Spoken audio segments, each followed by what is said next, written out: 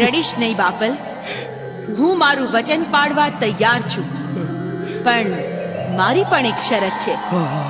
મને મને હંધી એ શરત મંજૂર છે, પણ તમે આપેલું વચન તો હું તને આપી ચૂકી છું બાપલ. હવે મારી શરત સાંભળ. હું જે દી તારા આંગણે આવું અને તું મારી ઉપર શંકા કરીશ કે વહેમાઈશ, તે દી તારો ને મારો સંબંધ પૂરો થઈ જશે. બોલ બોલ, આ શરત તને મંજૂર છે?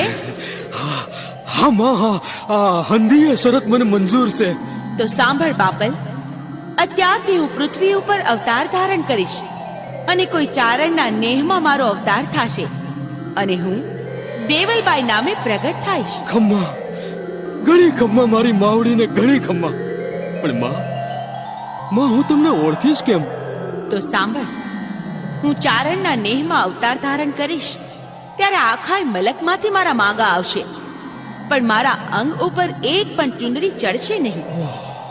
માત્ર ચુંદડી ચડશે નહીં એટલું જ નહીં, પણ જ્યાં ચુંદડી સવા હાથ છેટી હશે ત્યાં જ સળગીને ખાખ થઈ જશે. ત્યારે તું સમજી લેજે કે દેવલબાઈનો અવતાર થઈ ચૂક્યો છે. પણ માં, ઈ દિવસે મારી સુંદડી? તું મૂંઝાઈશ નહીં.